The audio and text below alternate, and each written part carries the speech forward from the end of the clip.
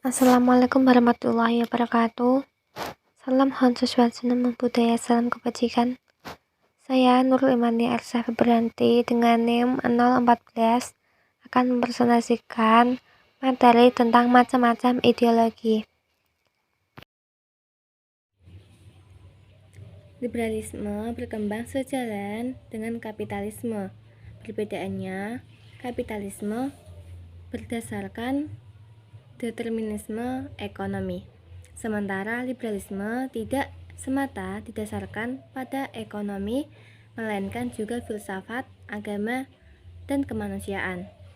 G. Sylvan Shapiro menyatakan bahwa liberalisme adalah perilaku berpikir terhadap masalah hidup dan kehidupan yang menekankan pada nilai-nilai kemerdekaan individu, minoritas, dan bangsa.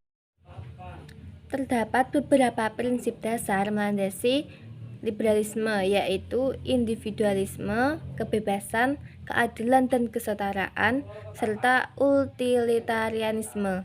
Oke, yang pertama, individualisme. Individualisme merupakan inti pemikiran liberal yang menjiwai seluruh basis moral, ekonomi, politik, dan budaya.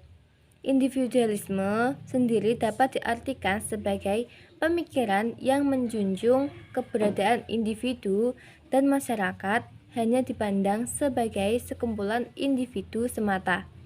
Individu memiliki otonomi dan merupakan sumber seluruh nilai. Individu juga dianggap sebagai hakim yang terbaik bagi dirinya serta dapat bertanggung jawab kepada dirinya sendiri. Bertitik tolak dari pandangan ini, kelompok liberal beranggapan bahwa negara tidak berhak mengintervensi kehidupan warga negara. Yang kedua, kebebasan. Kebebasan dalam liberalisme dipandang sebagai hak yang dimiliki tiap orang. Hak ini yang memungkinkan tiap individu mendapat kesempatan yang sama untuk mengejar kepentingannya. Dari perspektif liberalisme, kebebasan tidak hanya dipandang sebagai hak, melainkan juga sebagai kondisi yang memungkinkan tiap-tiap individu dapat mengembangkan bakat dan keterampilannya. Dalam hal ini, kebebasan yang dimaksud adalah kebebasan dalam hal positif. Yang ketiga, keadilan dan kesetaraan. Nilai keadilan yang dijunjung kaum liberal dilandasi oleh komitmen terhadap nilai kesetaraan. Tekanan liberalisme di sini adalah keyakinan bahwa secara universal manusia memiliki hak yang sama, dan secara moral kedudukan manusia adalah setara.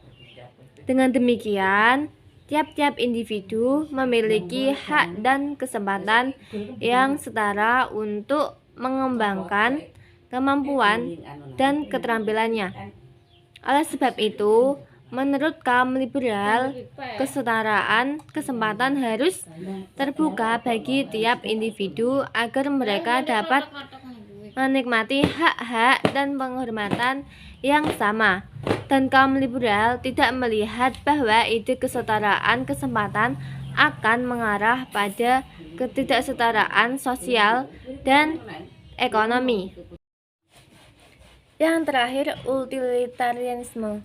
Prinsip utilitas atau manfaat adalah prinsip yang memungkinkan tiap-tiap individu dapat mengkalkulasi apa yang secara moral baik dengan menjumlahkan keuntungan atau kenikmatan yang diperoleh dari setiap aspek tindakan yang dipilih. Di tingkat masyarakat pun, prinsip ini dapat dijadikan pedoman untuk pengambilan keputusan yang menguntungkan masyarakat banyak, yang kemudian dikenal sebagai prinsip the greatest happiness for the greatest number. Dengan demikian, pilihan tindakan individu selalu didasarkan pada perhitungan jumlah keuntungan yang diperoleh ketimbang kerugiannya. Inilah yang dimaksud dengan prinsip utilitas. Berikutnya ciri-ciri ideologi liberalisme. Yang pertama, setiap individu punya kesempatan yang sama. Yang kedua, berhak mendapat perlakuan yang sama. Yang ketiga, ada hukum dan hukum diterapkan. Yang keempat, pemerintahan ditentukan dengan persetujuan. Yang kelima, negara hanyalah alat. Yang keenam, tidak menerima ajaran. Ideologi liberalisme memiliki kelebihan dan kekurangannya masing-masing. Yang pertama, kelebihan ideologi liberalisme, yaitu yang pertama, menumbuhkan inisiatif dan kreasi masyarakat dalam mengatur kegiatan ekonomi. Masyarakat tidak perlu menunggu komando dari pemerintah. Yang kedua, setiap individu bebas untuk memiliki sumber-sumber daya produksi. Hal ini mendorong partisipasi aktif dari masyarakat dalam perekonomian. Yang ketiga, timbul persaingan untuk maju, karena kegiatan ekonomi sepenuhnya diserahkan kepada masyarakat. Yang keempat, menghasilkan barang-barang bermutu tinggi, karena barang yang kurang bermutu tidak akan laku di pasar. Yang kelima, kontrol sosial dalam sistem pers berlaku secara bebas. Berita-berita ataupun ulasan yang dibuat dalam media massa dapat mengandung kritik-kritik tajam, baik ditujukan kepada perseorangan, lembaga, atau pemerintahan. Yang keenam, masyarakat dapat memilih partai politik tanpa ada gangguan dari siapapun. Selanjutnya, kelemahan ideologi liberalisme, yaitu yang pertama, sulit melakukan pemerataan pendapatan. Hal ini dikarenakan persaingan bersifat bebas, di mana pendapatan jatuh kepada pemilik modal ataupun majikan, sedangkan golongan pekerja hanya menerima sebagian kecil dari pendapatan. Yang kedua, pemilik sumber daya produksi mengeksploitasi golongan pekerja, sehingga yang kaya semakin kaya, yang miskin semakin miskin. Yang ketiga, sering munculnya monopoli yang merugikan masyarakat. Yang keempat, sering terjadi gejolak dalam perekonomian karena kesalahan alokasi budaya oleh individu yang sering terjadi. Yang kelima, karena penyelenggaraan pers dilakukan oleh pihak swasta, pemerintah sulit untuk mengadakan dan memberikan kontrol, sehingga pers sebagai media komunikasi dan media massa sangat efektif menciptakan gambaran di masyarakat sesuai misi kepentingan mereka. Selanjutnya, pengertian dari komunisme. Pada abad ke-19, komunisme adalah sebuah paham atau ideologi yang menjadi bahan pembenaran mengenai paham kapitalisme. Di masa itu, paham ini lebih mengedepankan ekonomi. Hal itu menjadikan petani atau buruh menjadi bagian dari produksi.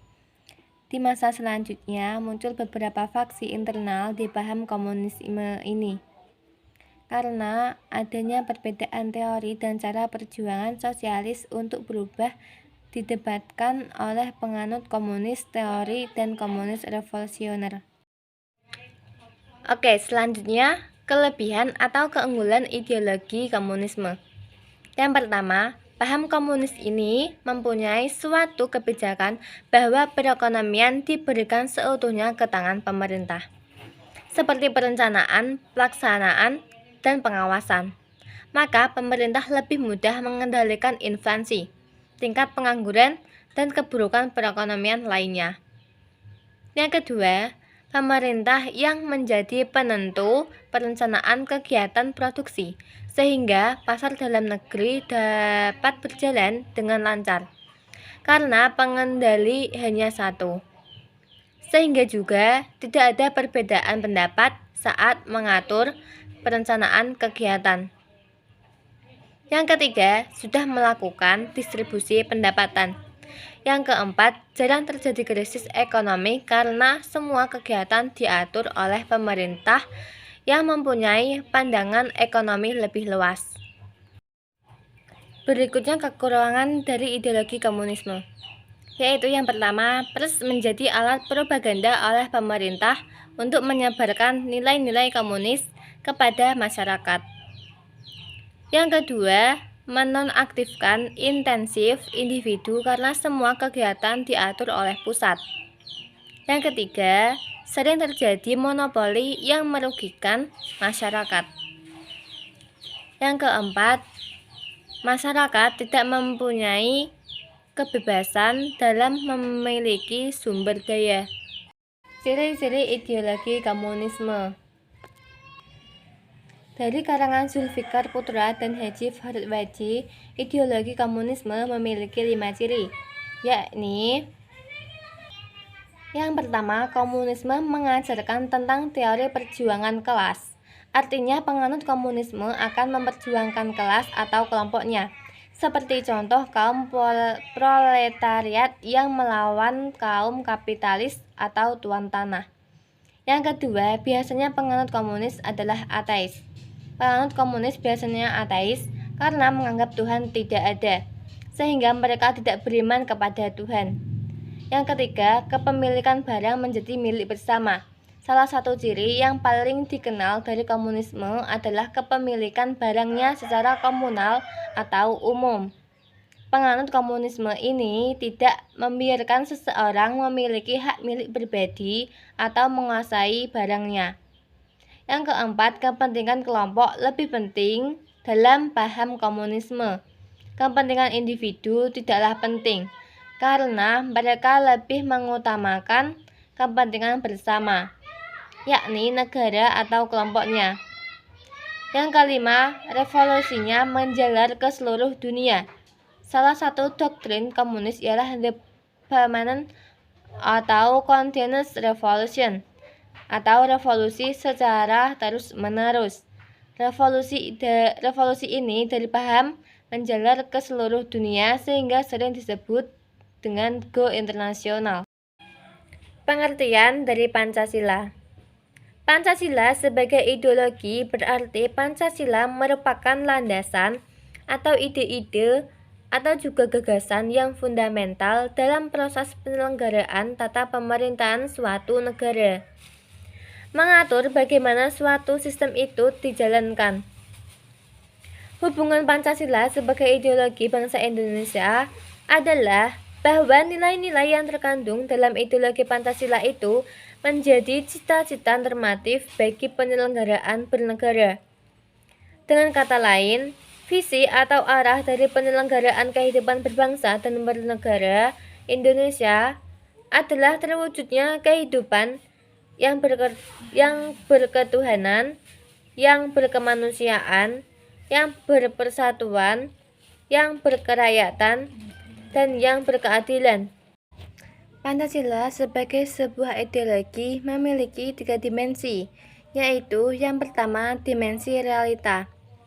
Artinya, nilai-nilai dasar yang terkandung dalam ideologi itu secara real berakar dan hidup dalam masyarakat atau bangsanya, yaitu mencerminkan kenyataan hidup yang ada di dalam masyarakat di mana ideologi itu muncul untuk pertama kalinya. Yang kedua, dimensi idealisme. Artinya, kualitas ideologi yang terkandung dalam nilai dasar itu mampu memberikan harapan kepada berbagai kelompok dan masyarakat tentang masa depan yang lebih tinggi. Yang ketiga, dimensi fleksibilitas atau dimensi pengembangan. Artinya, kemampuan ideologi dalam mempengaruhi dan menyesuaikan diri dengan perkembangan masyarakatnya. Menurut Mordiono, faktor-faktor yang mendorong pemikiran Pancasila sebagai ideologi terbuka adalah yang pertama, perkembangan dinamika masyarakat Indonesia yang cepat sehingga tidak semua persoalan hidup dapat ditemukan jawabannya secara ideologis. Yang kedua, runtuhnya ideologi tertutup seperti Marxisme, Leninisme, atau komunisme. Yang ketiga, pengalaman sejarah politik Indonesia dengan pengaruh komunisme. Dan yang keempat, tekad bangsa Indonesia untuk menjadikan Pancasila sebagai satu-satunya asas dalam kehidupan bermasyarakat, berbangsa, dan bernegara. Atau Pancasila sebagai satu-satunya asas telah dicabut oleh MPR pada tahun 1999. Ideologi tertutup memiliki ciri-ciri sebagai berikut. Yang pertama, cita-cita sebuah kelompok, bukan cita-cita yang hidup di masyarakat. Yang kedua, bersifat totaliter, menguasai semua bidang kehidupan masyarakat. Yang ketiga, tidak ada keanekaragaman, baik pandangan maupun budaya. Yang keempat, rakyat dituntut memiliki kesetiaan total pada ideologi mutlak, konkret, nyata, keras, dan total. Kemudian ciri-ciri dari ideologi terbuka, antara lain, yang pertama merupakan kekayaan rohani, budaya, dan masyarakat. Yang kedua, tidak diciptakan oleh negara, tetapi digali dari budaya masyarakat. Yang ketiga, isinya tidak instan atau operasional sehingga tiap generasi boleh menafsirkannya. Yang keempat, menginspirasi masyarakat untuk bertanggung jawab. Berdasarkan ciri-ciri yang sudah disebutkan sebelumnya, Pancasila memenuhi syarat sebagai ideologi terbuka, yaitu antara lain, yang pertama, Pancasila adalah pandangan hidup yang berakar pada kesadaran masyarakat Indonesia. Yang kedua, isi Pancasila tidak langsung operasional, hanya berisi 5 dasar, yaitu ketuhanan, kemanusiaan, persatuan, kerakyatan, dan keadilan. Karena hanya berisi nilai dasar, maka perlu adanya penafsiran. Yang ketiga, Pancasila menghargai kebebasan. Hal ini tercermin dalam makna sila kedua yang tidak saja mengakui kebebasan dan kesederajatan manusia Indonesia, tetapi semua bangsa Indonesia. Yang keempat, Pancasila adalah ideologi politik, pedoman hidup masyarakat, bangsa, dan negara. Yang kelima, Pancasila menghargai pluralitas, seperti yang tercermin dalam sila pertama. Sila ini mencerminkan semua agama yang ada di Indonesia. Kelebihan ideologi Pancasila mencakup nilai-nilai positif yang diambil dari berbagai ideologi, yaitu yang pertama, menutup kelemahan dari kedua ideologi yang bertentangan. Yang kedua, ekonomi yang menyangkut hajat hidup orang banyak dikuasai oleh pemerintah sehingga tidak mengorbankan rakyat. Yang ketiga, bersifat fleksibel yang artinya mengikuti perkembangan zaman. Selanjutnya, kelemahan atau kekurangan dari ideologi Pancasila, yaitu terlalu ditinggi-tinggikan atau berlebihan. Kelemahan Pancasila dibandingkan ideologi-ideologi lain sangatlah sulit untuk dicari, karena Pancasila sendiri mengambil segala hal-hal positif yang ada dalam setiap ideologi yang ada. Untuk bangsa Indonesia, Pancasila memang sudah tepat apabila dijadikan sebagai ideologi bangsa. Hanya saja karena pengalaman bangsa kita saat ini terhadap Pancasila sudah salah kaprah. Oke, selanjutnya sosialisme. Pengertian dari sosialisme sama seperti kapitalisme, memiliki pecahan. Sosialisme sendiri adalah konsep induk dari ideologi-ideologi yang muncul kemudian di mana satu sama lain kerap bertolak belakang dalam kegiatannya. Ideologi-ideologi tersebut adalah sosialisme utopia, marxisme, komunisme, anarkisme, sosial demokrasi, dan sejenisnya. Atau sering disebut juga serangkaian sistem ekonomi dan sosial yang ditandai dengan kepemilikan sosial atas alat-alat produksi dan manajemen mandiri pekerja, serta teori-teori dan gerakan politik yang terkait dengannya. Berikutnya, prinsip-prinsip sosialisme.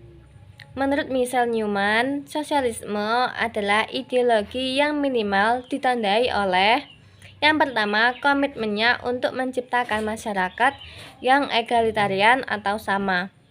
Yang kedua, seperangkat kepercayaan bahwa orang bisa membangun sistem egalitarian alternatif yang didasarkan pada nilai-nilai solidaritas dan kerjasama. Yang ketiga, pandangan yang optimistik yang memandang manusia dan kemampuannya dapat bekerja sama antara satu dengan lainnya. Dan yang keempat, keyakinan bahwa adalah mungkin untuk membuat perubahan secara nyata di dunia ini melalui agen-agen yang terdiri atas mereka-mereka yang sadar. Sosialisme sendiri memiliki kelebihan dan kekurangan.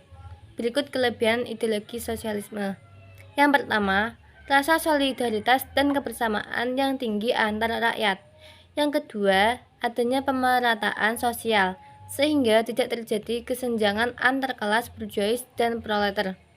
Yang ketiga, menyelesaikan masalah dengan musyawarah.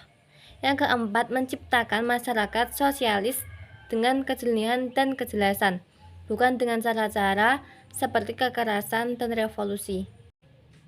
Selanjutnya, kelemahan ideologi sosialisme. Yang pertama, paham sosialisme tidak selaras dengan sifat manusia yang selalu ingin lebih dan tidak puas melakukan sesuatu. Yang kedua, membatasi kreativitas dan pengembangan diri karena lebih mementingkan kebersamaan dan gotong royong, sehingga waktu agar setiap individu bisa berkembang tidak ada. Yang ketiga, hak asasi manusia kerap kali diabaikan demi kepentingan bersama.